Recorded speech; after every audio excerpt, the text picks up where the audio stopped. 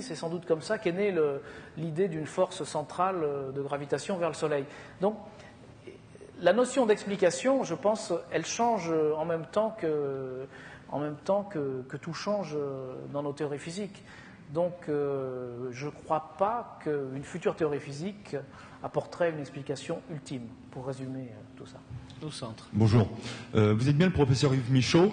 Oui. D'accord. Je tiens tout d'abord à vous remercier de l'action que vous avez menée dans l'histoire Jean-François Raguet à propos de la Sorbonne et de la philosophie. C'est pas le sujet, là. Hein. Non, mais je tenais tout d'abord à vous remercier pour cette affaire-là qui a été médiatisée par un livre. Bon.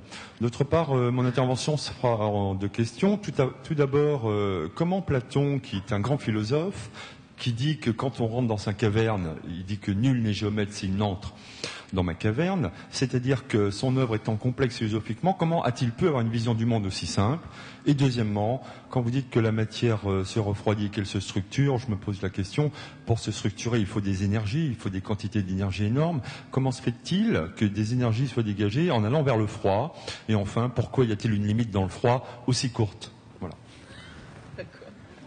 Pour Platon, je ne crois pas que je puisse répondre, parce que c'est effectivement très intéressant ce qu'a dit Platon sur la géométrie, et je crois que finalement le fait que la physique se soit développée, Galilée a dit aussi quelque chose du même genre, le monde est écrit dans le langage des mathématiques, et je crois que la physique, et déjà on peut aussi faire remonter ça aux pythagoriciens, je crois que la physique se situe tout à fait dans cette lignée. Bon, pour revenir à la deuxième partie de la question, on a l'habitude que les choses se structurent quand elles se refroidissent. Par exemple, prenez simplement de l'eau qui gèle, qui se transforme en glace, et bien vous voyez naître structure de cristaux de glace. Le phénomène de cristallisation, par exemple, eh bien c'est typiquement quelque chose qui correspond à une structuration et qui se produit quand on refroidit. Donc je crois qu'il n'y a absolument pas à s'étonner que la structuration augmente lorsque ça refroidit. Et en général, une structuration correspond à... Évidemment, il y a un échange d'énergie, mais l'énergie, il y en a beaucoup, et tout ce qui se passe dans l'univers, ce sont des échanges d'énergie et d'entropie. On parlait tout à l'heure aussi d'entropie. Par exemple, lorsque quelque chose se structure, l'entropie globale est toujours conservée ou en augmentation. D'ailleurs, à l'échelle de l'univers, les variations sont infimes, donc on peut dire que l'entropie est toujours conservée. Elle augmente un tout petit peu, mais des fractions tellement infimes que ça ne compte pas. Ce qui se passe, c'est que dans une partie, ça augmente, dans l'autre, ça diminue, et les effets se compensent. Ce qui fait que, totalement, quand on fait le bilan, ça s'annule. Et pour l'énergie, c'est pareil. Pour l'énergie, le bilan est toujours nul. Pour l'entropie, il est toujours presque nul, avec un petit epsilon d'augmentation. Bon, on va prendre encore 4 ou 5 questions. Hein. Donc ici, il y en a pas mal en bas. Voilà, chacun a beaucoup, mais on ne pourra pas comprendre. Monsieur, allez-y. À propos de... Oui, levez-vous. À propos de théorie, est-ce qu'il y aurait une théorie de relation entre les fameuses particules supraluminiques, les tachyons, et la non-linéarité du temps? Alors, je ne sais pas ce que vous entendez par non-linéarité du temps. Les tachyons sont des choses qui pourraient exister apparemment selon la relativité générale, c'est-à-dire qui sont permises, dont l'existence est permise par la structure de la relativité générale. La relativité générale interdit qu'un objet puisse passer d'une vitesse infraluminique à une vitesse supraluminique, mais il n'interdit pas qu'il existe des objets qui sont toujours supraluminiques. Bon, apparemment on n'en voit pas, donc il n'en existe pas et le problème est réglé. Mais alors, ce que vous appelez non-linéarité du temps, pour moi, c'est... Qui tourne en spirale. Ah, d'un temps qui serait cyclique. Cyclique, oui. Mais, alors... Il existe certains modèles cosmologiques, effectivement, où on a ce qu'on appelle des courbes de temps fermées.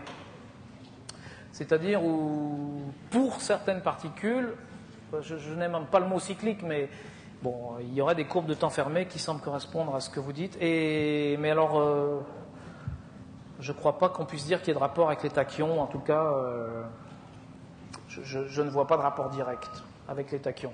Parce qu'évidemment, ça donne lieu apparemment à toutes sortes de paradoxes temporels qui, quand on les regarde bien, ne sont pas si paradoxaux que ça.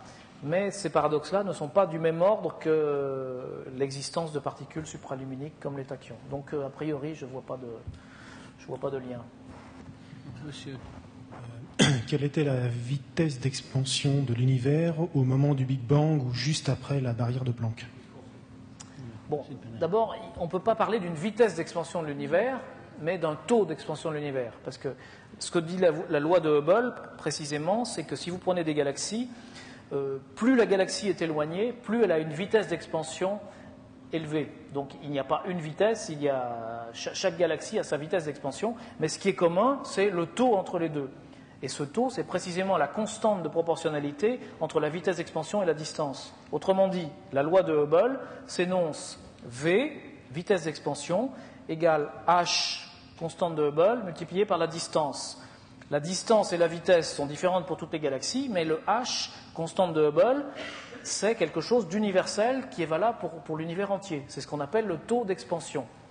Et les astrophysiciens essayent depuis 1929 de le mesurer. Ils ont eu beaucoup de mal. Maintenant, il semble qu'on converge sur une certaine valeur, qui est de 70 km par seconde et par mégaparsec.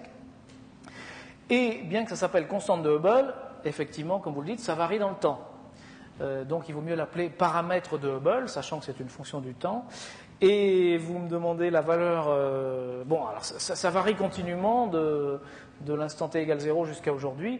Donc si à chaque instant, on pourrait... C'est une fonction en fait, c'est-à-dire qu'il a une valeur différente à chaque instant. La valeur à un instant donné, il faudrait que je fasse mes calculs, je ne peux pas vous la donner comme ça, mais elle est différente de celle d'aujourd'hui, c'est certain. Supérieure à... Mais on ne peut pas comparer, c'est un taux, ce n'est pas une vitesse. On ne peut pas comparer une vitesse et un taux. Monsieur. Oui, merci, Monsieur Lachiaiseray. La barrière de Planck me pose évidemment une difficulté conceptuelle.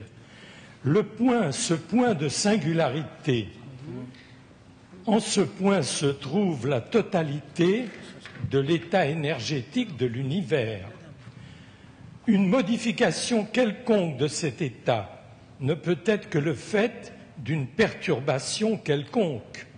Je n'arrive pas à concevoir une perturbation modificatrice d'un état qui contient en lui absolument toutes les valeurs énergétiques de l'univers. Où se trouve mon erreur? En fait, il y en a plusieurs.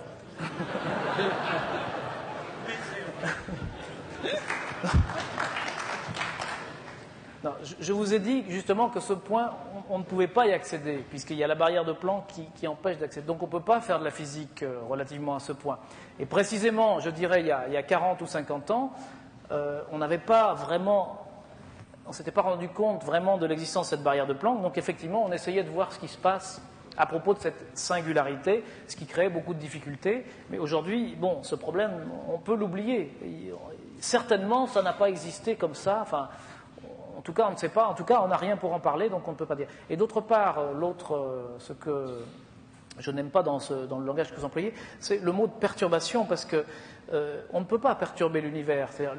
Enfin, vous avez donné vous-même la réponse. L'univers contient tout, donc à la limite, il se perturbe lui-même, mais ce n'est pas ce qu'on appelle habituellement une perturbation, qui serait quelque chose qui vient de l'extérieur. Il n'y a pas d'extérieur à l'univers, ni spatialement, ni causalement, ni d'aucune manière que ce soit. Donc, je crois que vous avez répondu vous-même à la deuxième partie de la question. Alors, nous allons prendre les 3 dernières questions, madame, monsieur et monsieur. Oui, bonsoir. Moi, je me pose des questions à propos des datations. C'est-à-dire que vous avez donné un espace pour TU entre 10 et 25 millions d'années. Milliards. Milliards, pardon.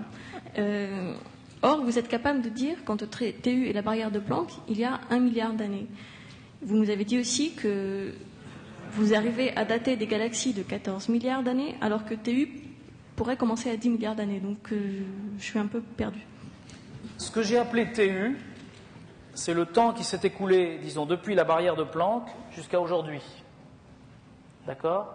Et tout ce que nous observons, c'est-à-dire les galaxies, les étoiles, vous-même, n'importe qui, se situe là. Donc, ça veut dire que si c'est un objet qui est... Je m'excuse, je ne le considère pas comme un objet, mais si quelque chose est né ici, bon, il a 1 milliard d'années. S'il est né ici, il en a 5. S'il est né ici, il en a 10.